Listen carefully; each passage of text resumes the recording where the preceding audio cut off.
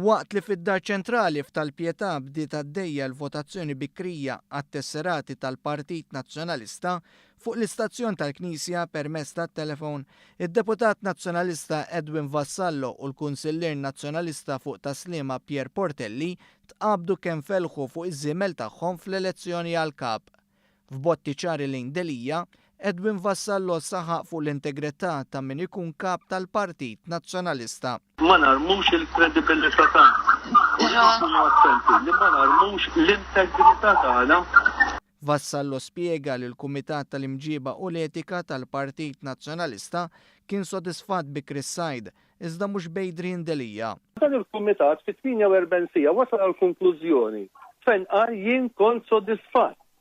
Din is-sentenza jien kont sodisfatt bl-ispjegazzjoni ma ingħatax ma nkitbitx ma ntqalitx fil-konfront ta' Delija.